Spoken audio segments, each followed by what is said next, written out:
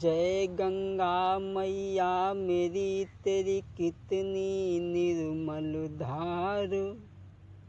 एक बूंद है अछूमन करे तो पाप होत सब छार।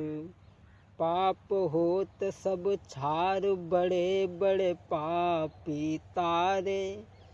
देव ऋषि प्रतिदिन करें गुणगान तुम्हारो। आदरणीय उपस्थित समस्त सभी श्रोता बंधु, आज जो है हम कहानी लेकर के चल रहे हैं।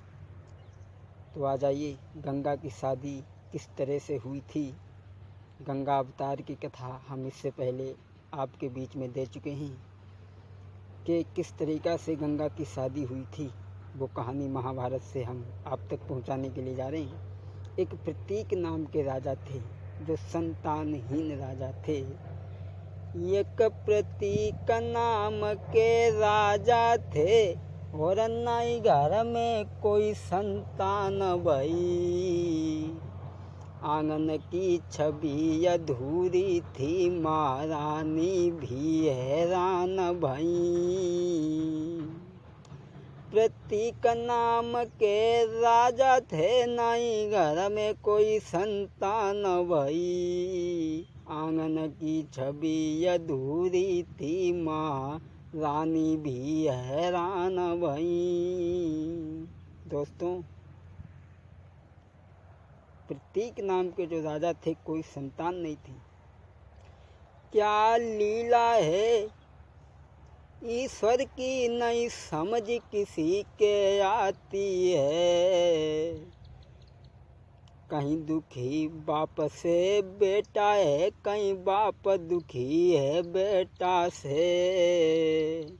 कैसी लीला नारायण की, सब सुख किसी को न देता है। कहीं दुखी बाप से बेटा है, कहीं बाप दुखी है बेटा से। ये भगवान की कुछ ऐसी लीला है कि भगवान ने सर्व सुख किसी को नहीं दिया।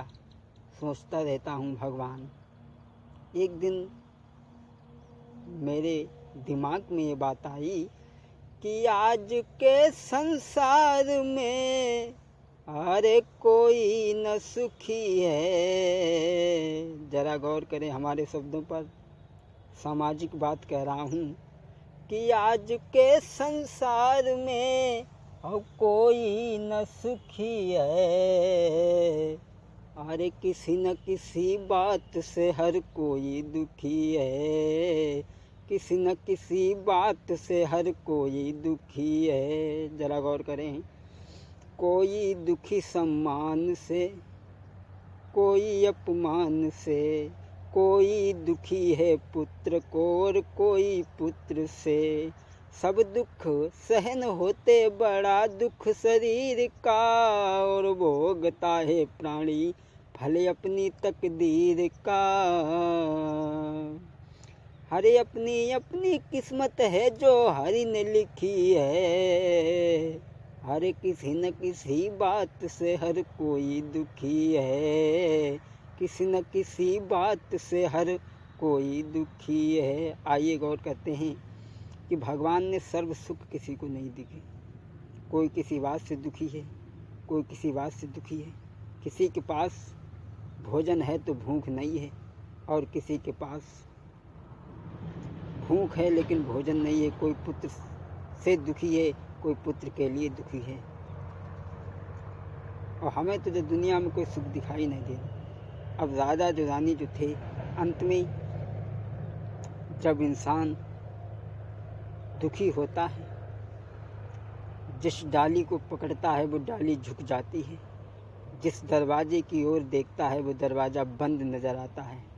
तब अंत में दुखी होकर के इंसान उस परमपिता परमात्मा की शरण में जाता है। राजा और रानी दोनों घर से दुखी होकर के निकल जाते हैं, जाकर के तपस्या करते हैं, और वो भी किसकी? गंगा जी की। दोस्तों,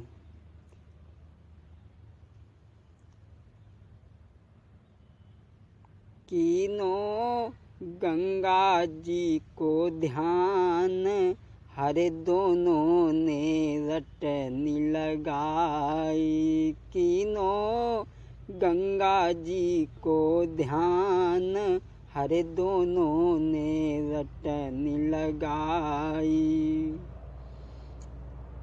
महाराज प्रतीक और उनकी पत्नी दोनों ने गंगा जी की तपस्या की।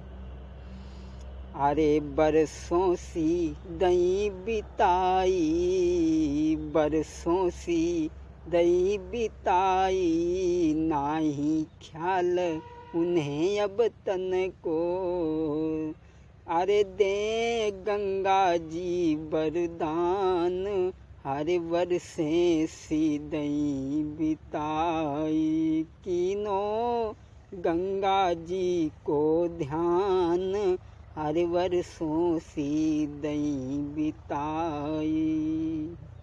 वर्षें सी व्यतीत हो गई और भक्ति के अंदर वो शक्ति होती है, वो तासीर होती है।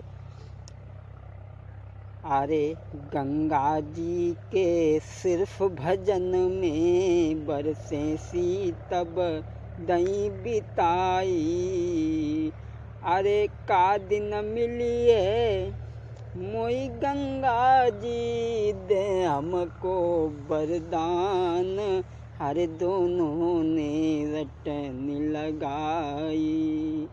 गंगा जी ने जब तपस्या देखी तो प्रसन्न हो गई। अरे प्रगट भई गंगा महारानी, प्रगट हुई गंगा महारानी, बोली मांगी लेऊ कछु तपधारी, कीने गंगा जी ने बयान, हरे दोनों ने रटनी लगाई, कीनों गंगा जी को ध्यान, हरे दोनों ने रटनी लगाई। गंगा जी जब प्रकट हो जाती हैं तपस्या देख करके कहा, कुछ मांग लो, तुम्हारी क्या इच्छा है। तो आज महाराज प्रतीक और उनकी पत्नी ने कहा है कि मेरे घर में एक पुत्र पैदा हो जाए, और भी कुछ कहना चाहता हूँ। गंगा जी कहने लगी, निसंकोच होकर के कहो, तुम्हारी क्या इच्छा है। बोले, हमारे पुत्र की आप पत्नी बने। गंगा जी ने कहा, ठीक है।